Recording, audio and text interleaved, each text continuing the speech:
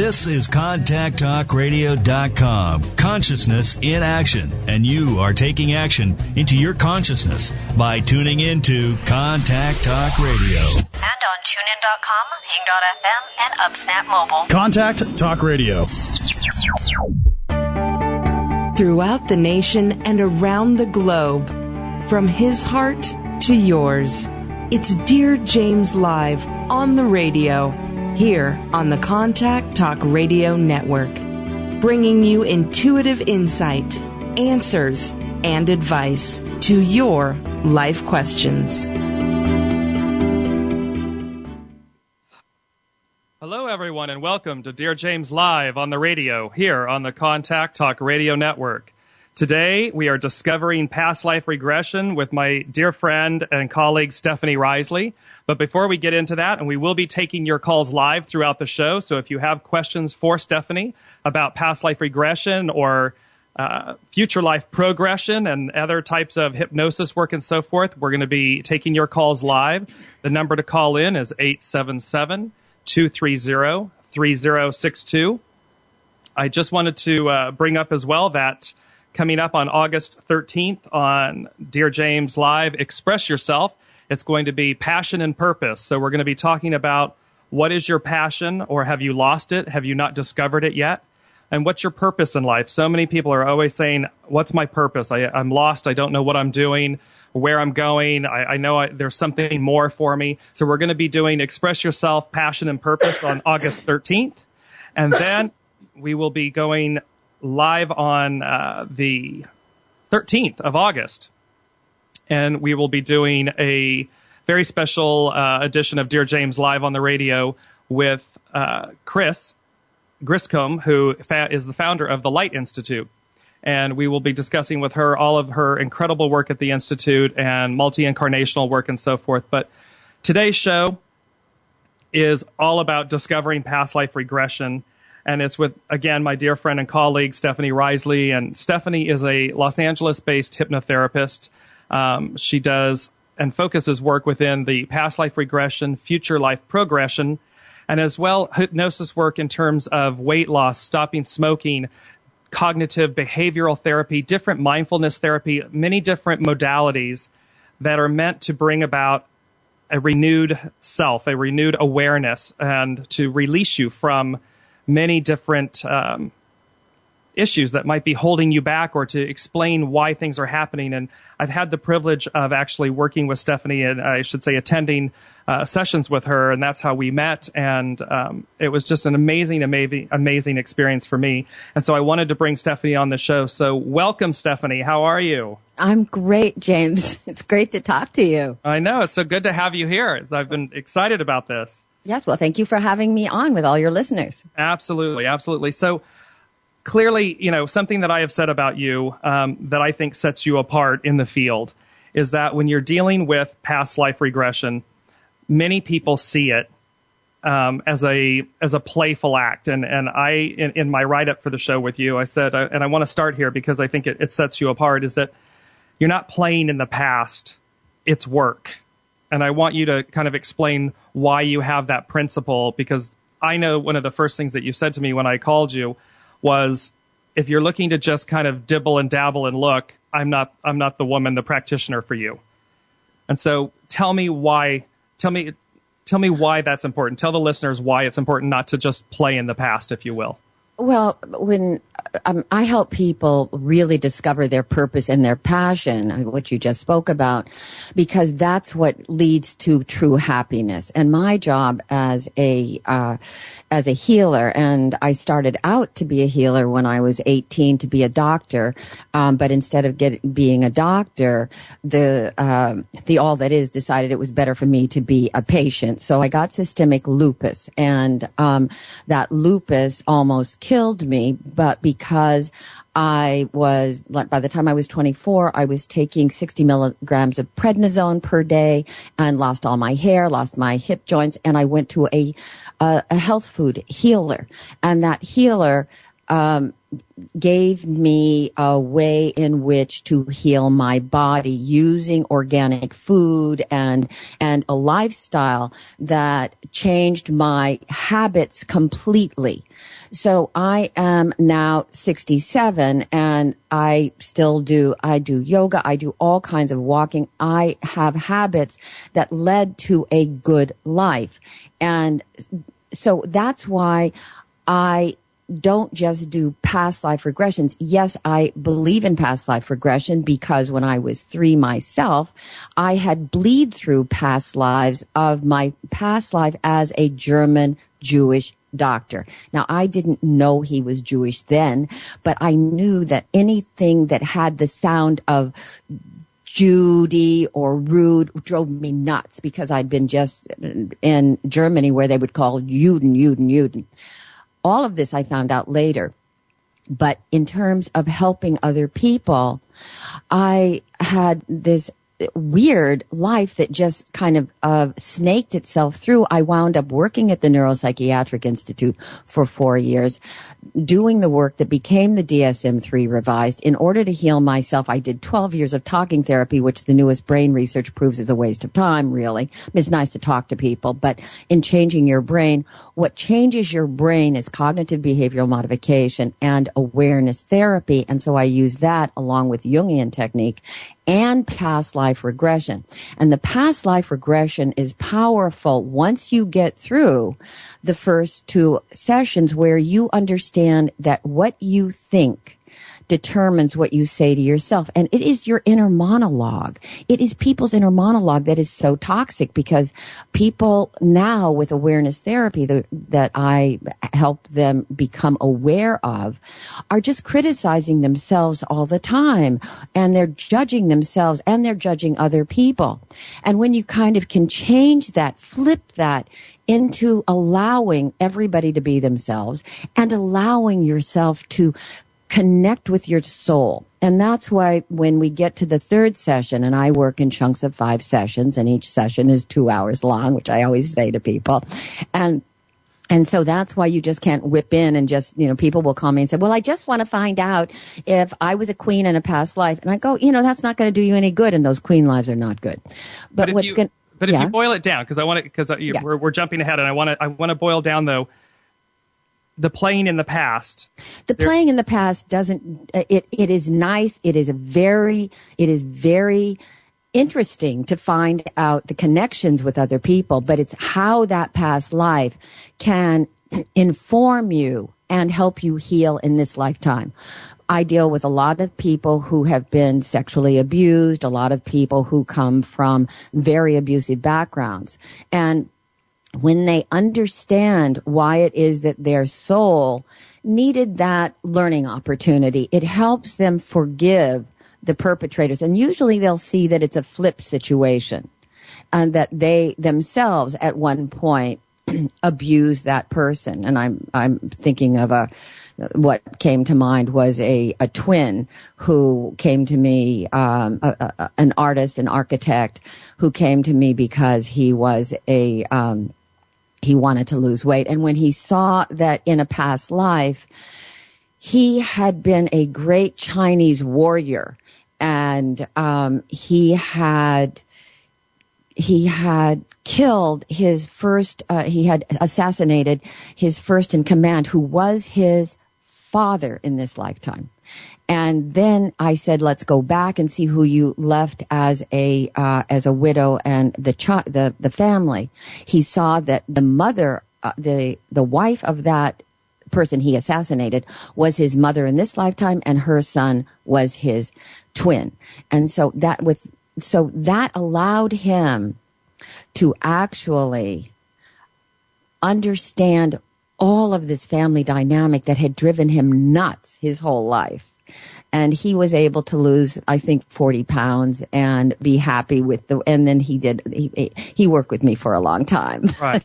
And that's kind of a key that point here is when we're talking about discovering past life. So, people are obviously familiar. Some are completely unfamiliar with past life regression work and so forth. And others have a very, rudimentary, if you will, understanding of it. And one of the things that that I found with you is people will talk about, and they have this cursory view of past life regression, and they don't understand the true benefit or the true connection of why you're looking at it, why you don't just play in the past. You know, what its true rooted purpose is to look at your current life. Yes. And that's where, you know, in explaining that, if you would explain that to the listeners, that, you know, take it a little bit further of what I'm saying is, in other words, there's a point and a purpose to past life regression. Oh, absolutely. I mean, it doesn't do you much good. I mean, people come to me and they say, well, a psychic told me that I was so and so and such, and that's, and it to have someone else read your past life doesn't do you any good. It's the experiential thing. And in terms of healing the problems in this lifetime, that's how it's beneficial. I'm just thinking of a client who's a brand new client. She's in her 20s. She's from Pennsylvania.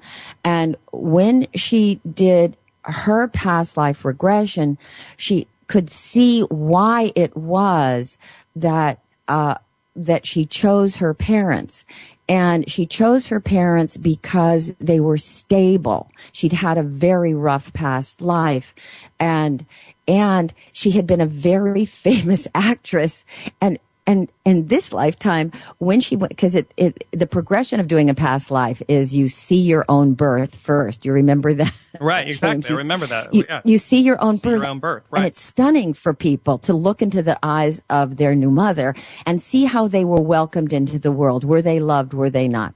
And then you see some childhood experiences. And this client saw herself deciding to go into a pond and walk out farther than she should have. It was a frozen pond, and she fell in when she was 5. And she said, oh my God, I did that on purpose. Now, she was called the drama queen of the family. In point of fact, and would get mad. In point of fact, she was the drama queen of the family. Right. Exactly, right?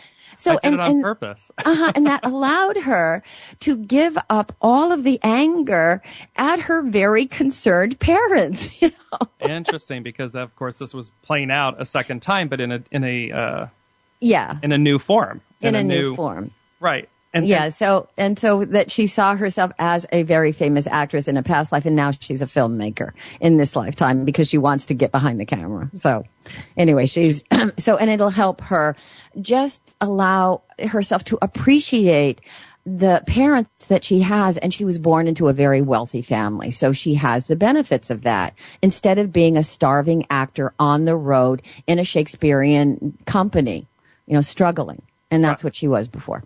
And people come to you from many different modalities. I mean, everything from weight loss to stopping smoking to, stress issues and eating their hands away. Eating disorders. Yeah. Exactly. Different disorders and so forth. Mm-hmm. And tell the listeners how past life regression, and we're focusing on that. I know that that's, not your sole modality by any stretch of the imagination. Stephanie is a very multifaceted practitioner. So, but today's show is focusing on past life regression and the discovery of that, and how when you implement past life regression, how it unlocks awareness of. Because what's fascinating to me with it is when you look at a past life and you're doing this work, and you then start seeing how, this person in that life was, it might be my brother in that lifetime, but it's really my mother in this lifetime. And it's an instantaneous awareness and recognition. It's something internal. You just instinctively know it. And how that then brings about assistance and change and so forth in the current incarnation that you're living.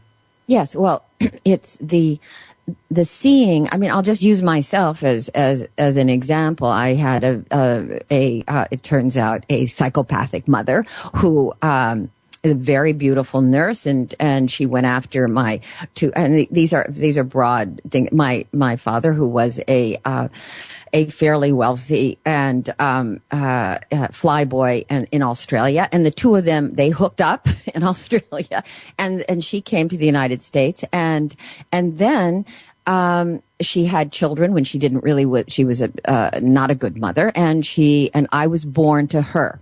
Now, as soon as she looked at me, and a psychic actually told me this, Sheila. She said, "Your mother hated you." But when I did the regression with Brian Weiss, who is my teacher and my mentor, I saw that in a past life, I was an Incan priest. And my job as a priest, and I'm totally handsome, and that's why I like Latin men, I think, because I'm looking at my arm and going, oh, that is some nice arm. But, so they're dragging, so it's a huge, whenever in any of the South American tribes, when one of the stronger tribes takes over the lesser tribe, they have to behead the king of that tribe, the leader of that tribe, to symbolically tell the people of the tribe that they're going to absorb, that their leader is gone. You are now ours. And so they're dragging this fighting, fierce warrior king toward me, and my job is to just behead him, right? And so I reach across. Simple enough, right? Well, that's my job. That's my job. It is my job. But even if it's your job, you have to go to the tribunal. So it's not good to kill. Right. You know. So there'll be some hell to pay with what's going on today in the world. But anyway, so I reach across my chest and I grab this gigantic dagger that is encrusted in gold and jeweled and turquoise and all this thing, and I grab the guy's head, and I look into the eyes and I go, oh my God, that's my mother. And so I decapitate him. But so in this lifetime, there's not just one purpose, and it is one of the purposes that I wanted to take care of was to get my mother to forgive me. Well, that didn't happen, but I was able to forgive her for the verbal and mental and physical abuse that she heaped on my tiny little body, because she was somewhat of a psychopath mom. And for your readers, if you just type in that into your Google, you'll see a whole list of qualities that psychopath moms have. And if you've had one, then you need to heal too.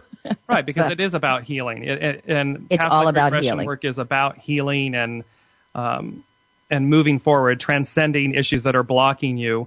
And finding out, why you're involved with certain love situations. Right. Because I've just gotten a PhD in psychopaths, because of my 2.5 years with my last friend.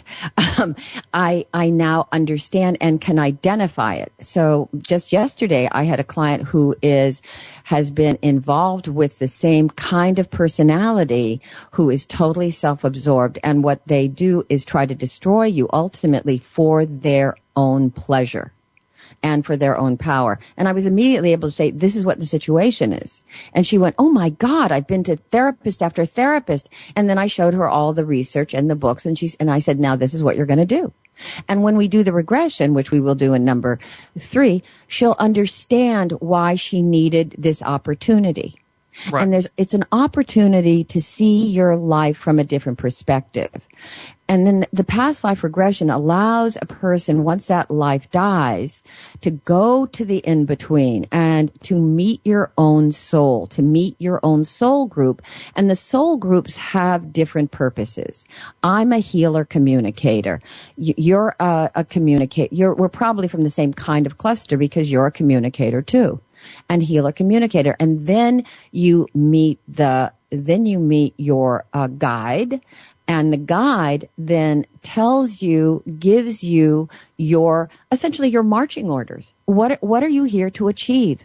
Right. And in point of fact, once you find your purpose, once you find your passion, then you're happy, because you're doing what you're meant to do. Right, you're in sync and so forth and everything with that, and we're gonna talk about all of this and more. You're listening to Dearjames Live on the radio here on the Contact Talk Radio Network. My guest is Stephanie Riseley, discovering past life regression. We'll be right back after this station break.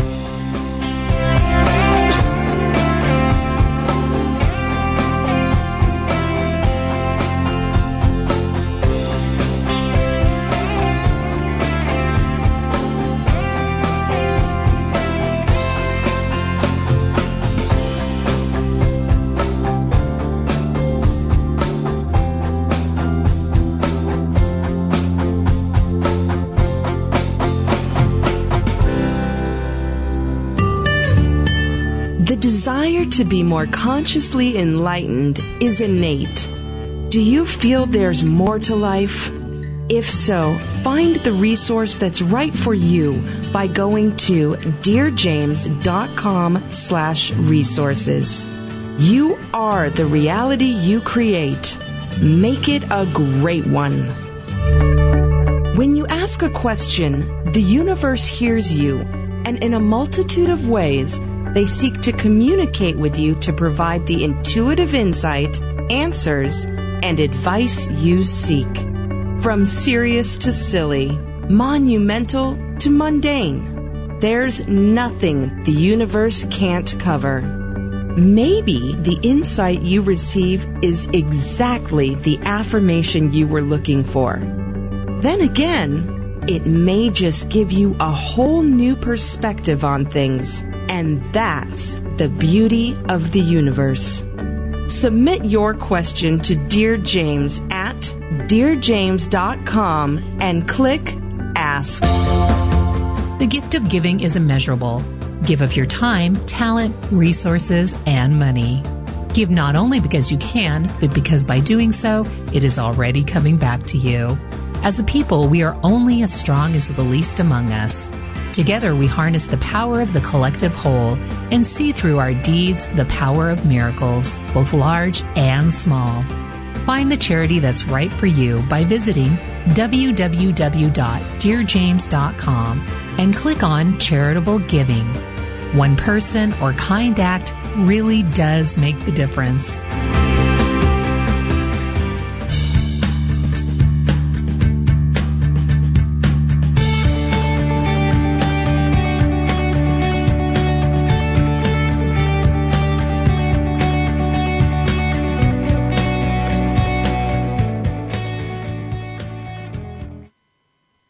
Welcome back, everyone. It's Dear James Live on the radio here on the Contact Talk Radio Network.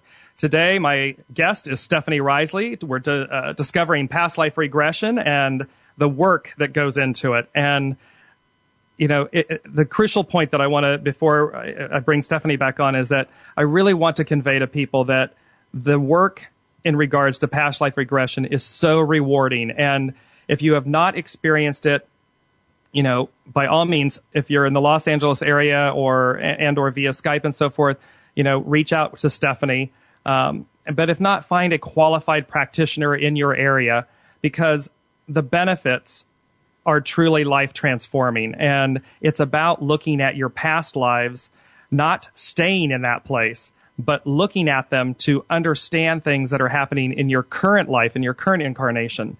And Stephanie has been at this for a while, and I want to go back shortly or quickly if we can. But you know, it's one of the epic things for you is that you studied with Brian Weiss, and just to tell the listeners how you came to past life regression and the work with Brian Weiss and so forth as we move forward in our discussion. Well, what happened for me is that let's see. Let me go back to the fact that my husband, who was, as I said, a lawyer and a scientist, died in my arms. And in 2001, December 26th, and he literally came back and chatted to me from the other side. I was totally bereft and nuts and a widow, and I work with a lot of widows. And then and I wrote a book about that. That book is on my website and at Amazon. It's called Love from Both Sides, A True Story of Soul Survival and Sacred Sexuality. Because he came back and he would have this wild sex with me and talk about what we were meant to do, because we did not meet until I was 42 and he was 49. And he asked me to marry him on the fourth date. Now, that was always a good story. But in point of fact, on our first date, we realized that we lived around the corner from each other in 1970 in Berkeley. And that's when our souls were supposed to meet, because he actually had ordered me in the in-between to come and he wanted us to have a male-female life together, because in point of fact, I usually come in as a guy. And that's why I drove a cab. So I drove a cab in Manhattan for 7 years and I just loved it. It was great. Love that. And when I was a little girl, I was a little tomboy. So, and so when my husband died, he said, you've got more work to do. And so you've got to write this book. I wrote the book. It's a very embarrassing book, but it helps people heal. And he came back and chatted to me and led me through my own discovery of my own wiring, why I was meant to do this work. And as I was telling you before the show, I mean, right before he died, he handed me an email from a crazy client of his who was doing a hypnotherapy training. Because I didn't start out to be a hypnotherapist. I mean, I'm a writer. I was an actress. I was and I actually started out to be a doctor. And then I got sick, and then I just went and became an actress in New York and did my life snakes around the way everybody else's life does. I was just going to say, it's like the fabric. You think that you're going to be one thing, and you start out only to discover your purpose, your passion. And you have to go through. You have to trust the thrust of your life. Absolutely. The research shows that people who set their intentions and go through Harvard and then get that job they're miserable by the time they're 34. Because they haven't opened to what their soul wants them to do. And so my soul, and that it was all I wanted to do, I just died in Auschwitz right before, and probably 1944, 45, and I was born in 47. So I wanted a resting life. I did not get one. But well, I was just going to say, you were quite a quick turnaround. You're like, wait, I wasn't done with this yet. I wasn't. No, I was. I mean, but that's the way my soul plays. I mean, I kind of am bored in the in-between. I like the action down here. Right. Well, yeah, there's a lot of experiencing going on. I mean, well, it's the way. I'm sorry, but driving cab for 7 years in Manhattan. Oh, that's interacting with honey, that toughened the little girl from Toluca Lake right up. Man, boy, did that toughen me up. And that everything that happened to me in my past is every ounce I use with all my clients, because I've had drug dealers as clients. I have to be tough. I mean, I have half of my clientele they're men. I mean, it always shocks the women when I tell them that. They go, men really like this work? I mean, they're so fragile. Men are so fragile. So anyway, and I know men are so fragile because my husband, who was a gigantic man, died in my arms, came back, chatted, and then I wrote this book. The book got itself published by Findhorn Press, a very prestigious imprint, and and that was magical. I mean, and then I went and studied with Brian Weiss, but I studied with Brian Weiss before the book got published. So, and Brian is an old friend. As soon as I saw him, it was like I knew who he was. He knew who I was. I saw him look at his wife, who's a doll. Her name's Carol, and go, yeah, because I had all the markings I had when I was 19. I nearly died. I went to the in-between. I wanted to die. I was done with life. Life had not been so good. And so I was done. But once I saw the bright light, it was like I wanted to go home, but my body pulled me back. And at that moment, I knew that I would live, and for whatever purpose. And it took me a while to find that purpose. But finding the purpose in life is the quest. And once you find it, and that's why past life regression is so helpful, because you see that you once you get to the in-between, you hear your purpose. And sometimes people are resistant to their purpose. I have a client who's I'm about to write a blog about this, and if your listeners will go to my website, it's stephanieriseley.com, and look at the blogs, the blog I'm about to write is just literally, I'm just going to write to cut and paste her regression with which I had permission from. And so she came, I'm going to call her Susan. So Susan came to me a couple of years ago when her 35-year-old husband just dropped dead, healthy, and dropped dead on a golf course. And she was 34 at the time. And over the past 2 years, she has found that she's keeping her power under this tiny little, in a little cup. She's a 6 foot tall, beautiful, blonde, blue-eyed goddess. And she just plays it small. And she plays it small, she realized, because she's got a big job to do. And there's a part of her that's somewhat afraid of that job because she's a healer. And in so many of her lifetimes, she has been killed. She has been murdered. She's been, for being a healer. And so she wanted a break. But in the last regression that we did, and I wanted to find out why she was so afraid of her own power. She saw a life where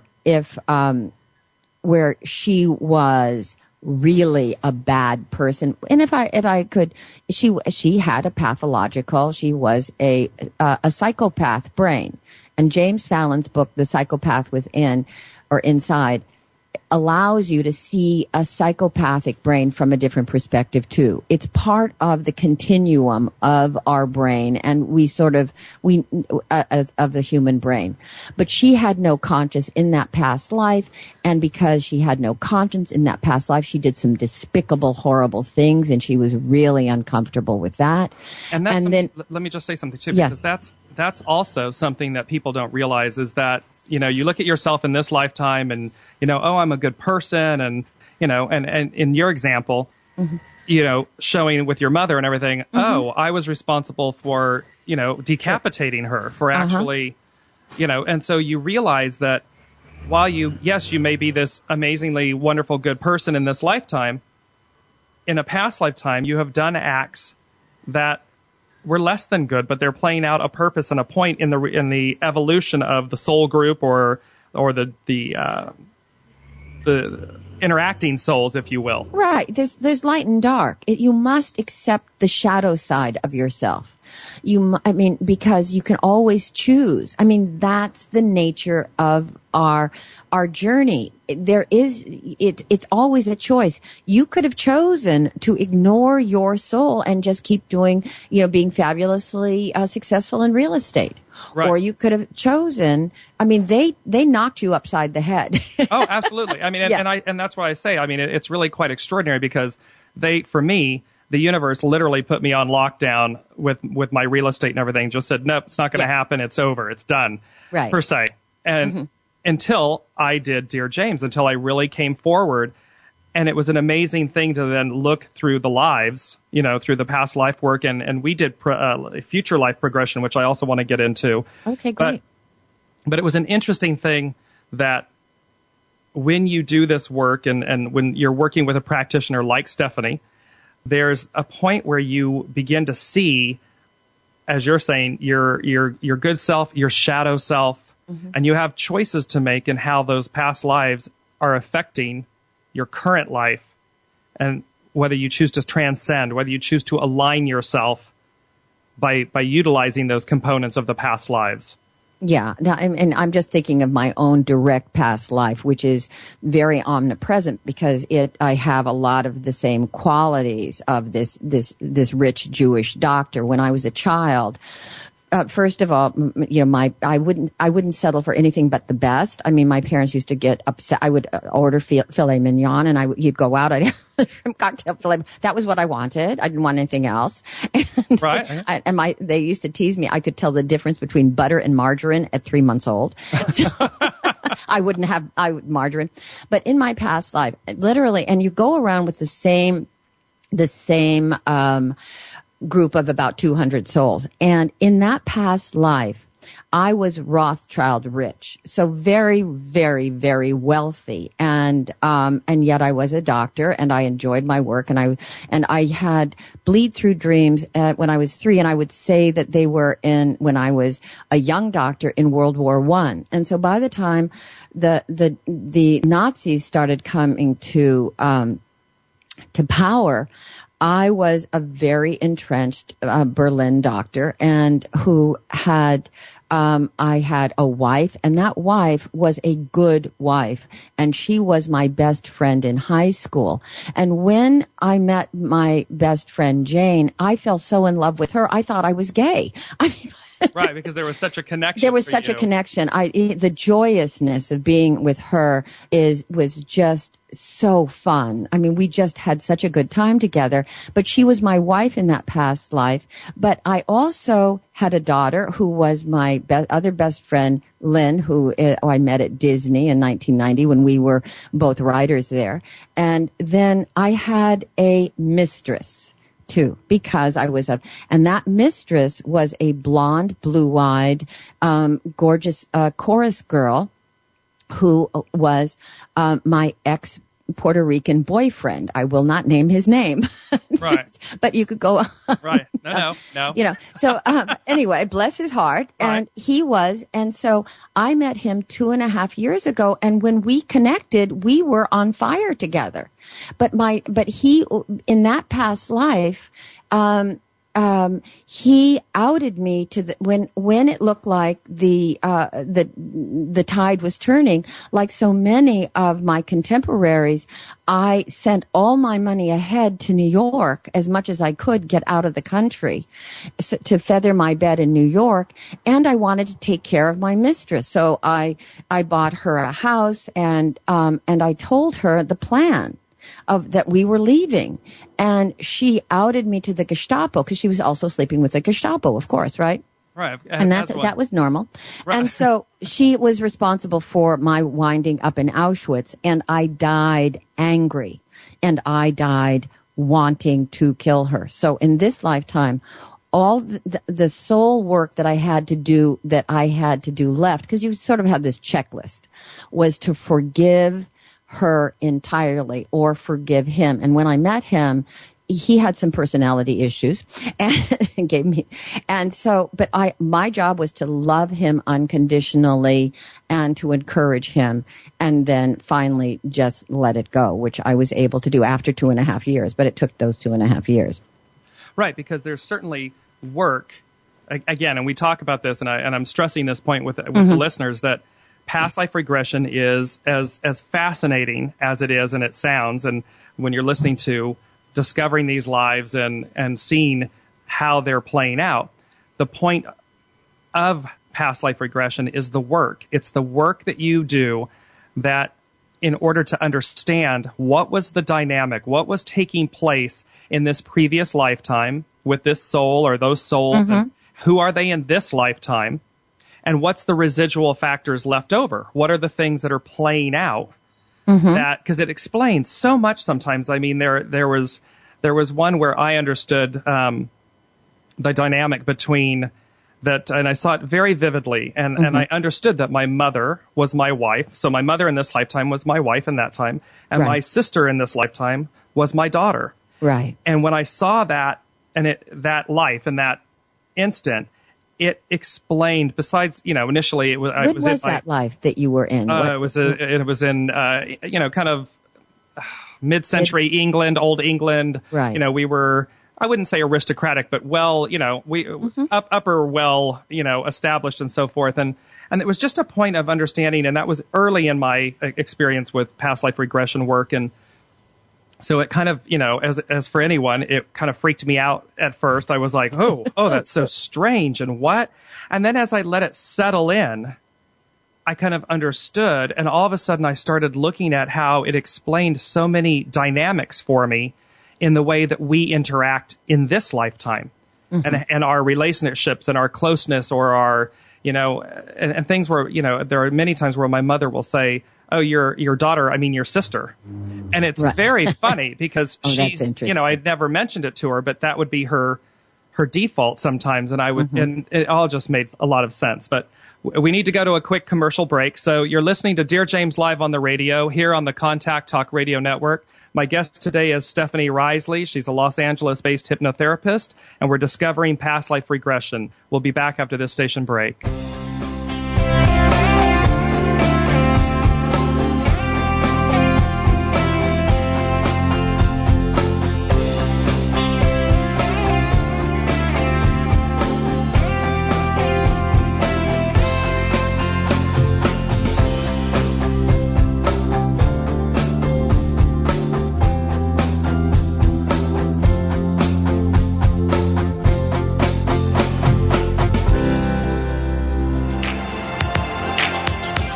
Available for private, individual, group, and corporate consultations, Dearjames will provide you with the intuitive insight, answers, and advice to your life questions.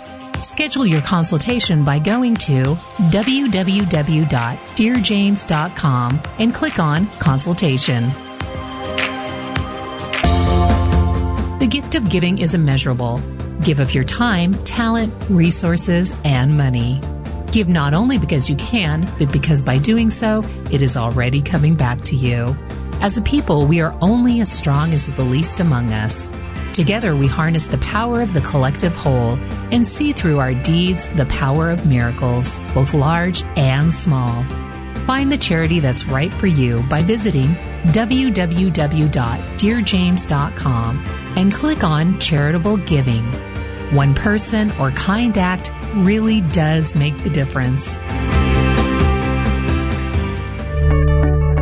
When you ask a question, the universe hears you, and in a multitude of ways, they communicate to you the intuitive insight, answers, and advice you seek. Ask Dearjames a question and experience the magic of the universe. Visit Dearjames.com and click Ask.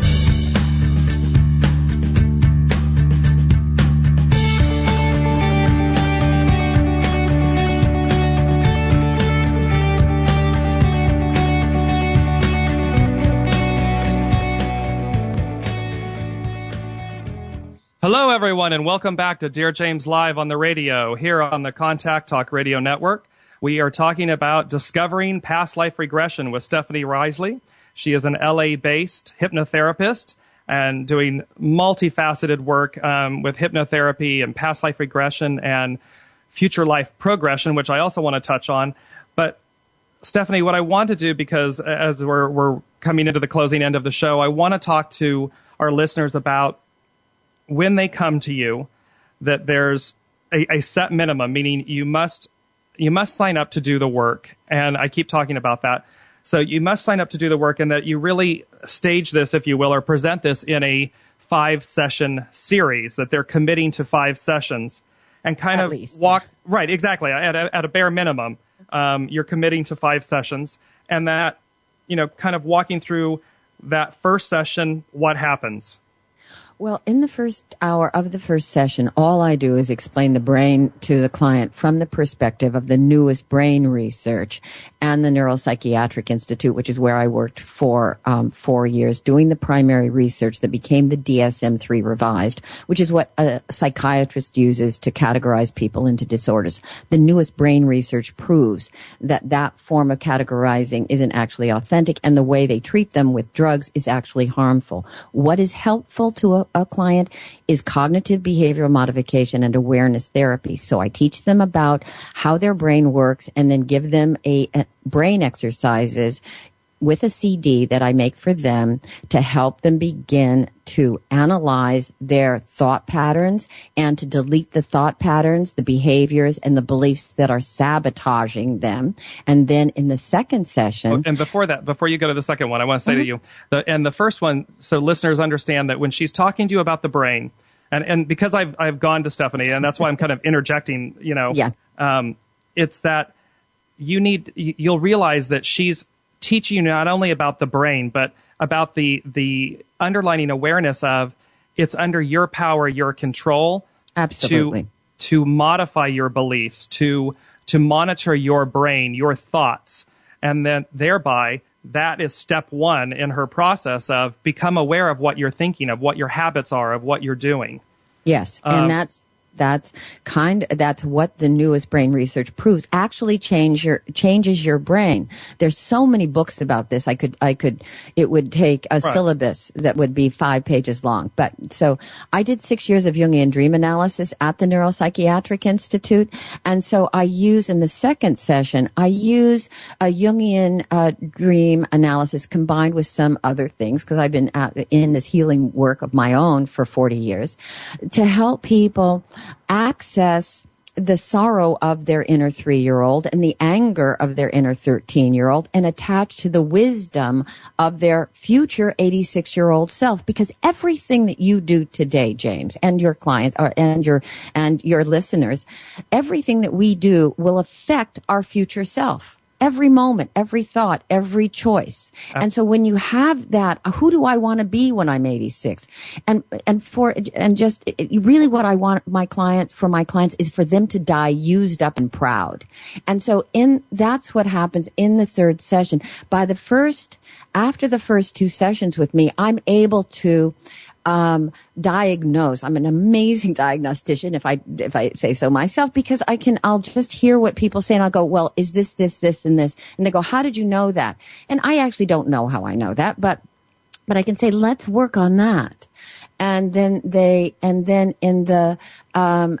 third session, and they'll be able to tell me whether they've been sexually abused, whether they've been verbally abused, whether this has happened, that's happened. And then by the third session, because I have to know that. That's why you can't walk into my office and say, I want to do a past life regression, because I don't want to hit anything that I don't know I'm going to hit. And in the third session, that's when you're relaxed enough, you know that the place is safe, and I'm who I am. I'm not going to change who I am. And then I sit right next to you. I tap on your forehead. I take you down into a garden. I take you into a very deep hypnotic state where you are relaxed. You see your own birth. You have access to every emotion, every event, and you were conscious in utero, and you can feel what your mother is feeling. You're connected to your mother. And at that point, you decide, did your mother want you or not? A lot of times I have a lot of Asian girls and the mother looks at them and goes, oh, give it back. I wanted a boy. And once that happens. It's very cultural. It's very cultural. It's ingrained in the DNA that there's these cultural things that are. Absolutely. They're in the DNA. That boys are more valuable than girls. And that's the first wound.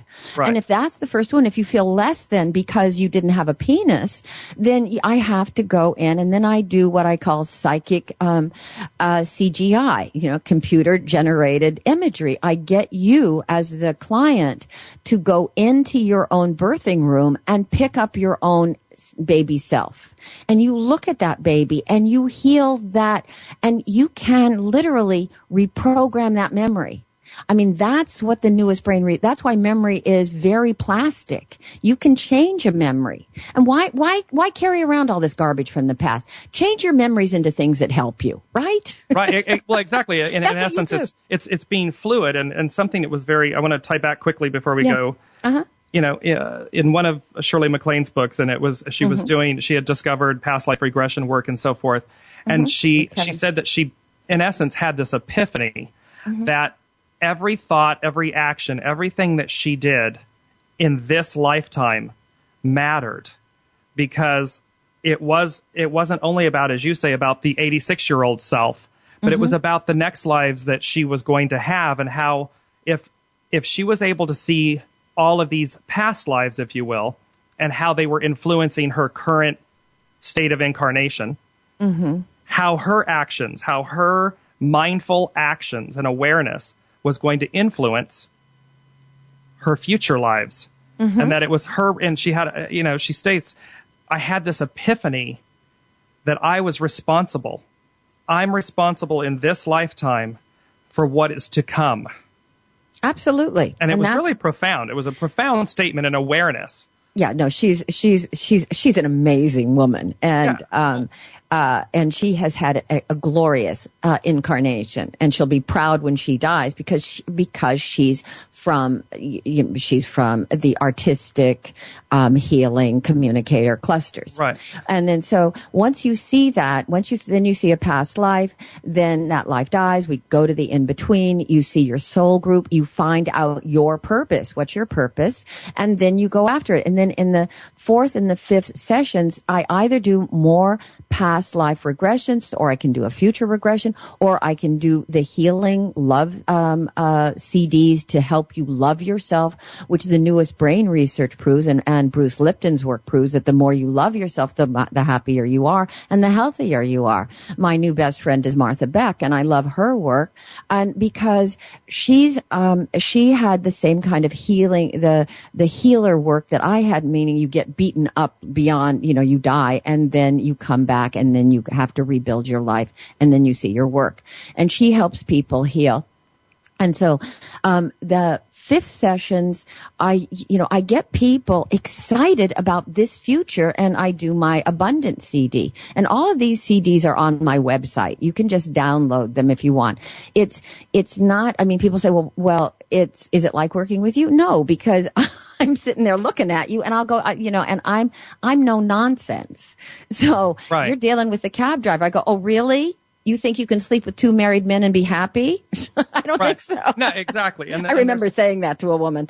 And there's, and something that I want to convey, because we're coming down to the closing point of the hour. Uh-huh. But, when you're working with Stephanie, she does also do the personalized, their personalized abundance CDs, the inner child CD, the goal programming CD.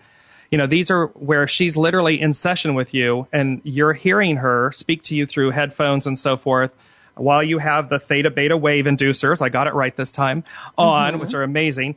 And, so that there's opportunity there. And so I just wanted to say, is a final closing statement, because we have like 2 minutes left, Stephanie. I just want to give you an opportunity before I wrap up the show.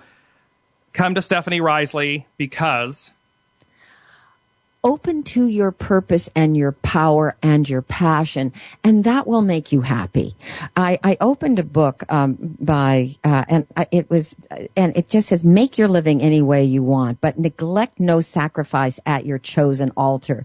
It may break your heart. It may drive you half mad. It may betray you in unrealizable ambitions or blind you to mercantile opportunities with the wandering fires, but it will fill your heart before it breaks it. It will make you a person in your own right. It will open the temple doors to you and enable you to walk with those who have come nearest among men to what men may sometimes be.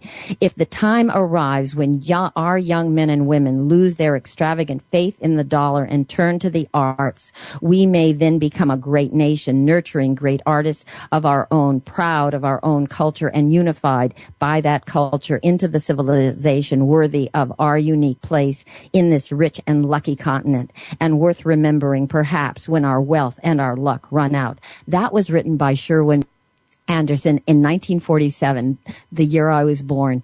And I opened it this morning and I thought, what do I want to talk about? And that opened. So the gods wanted people to hear Sherwood Anderson talking about 60 something years ago, and our luck, and we're at that point.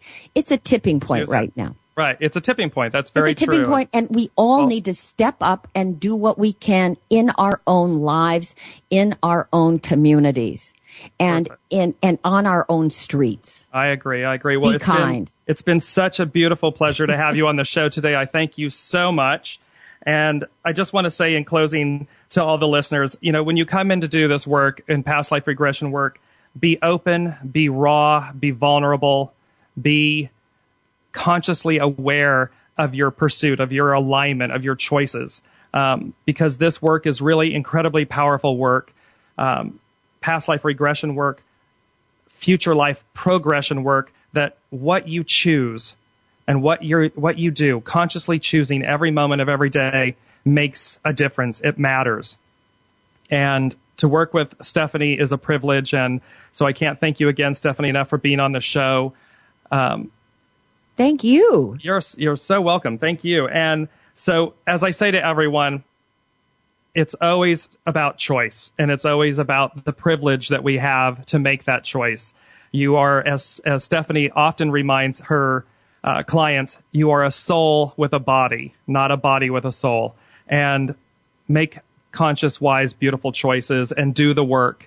And I'll leave you with my closing statement, as I always do. No matter whom you're with, or what you're doing, or where you are, wrap yourself in goodness. This has been Dearjames Live on the radio, here on the Contact Talk Radio Network. We will see you back next week.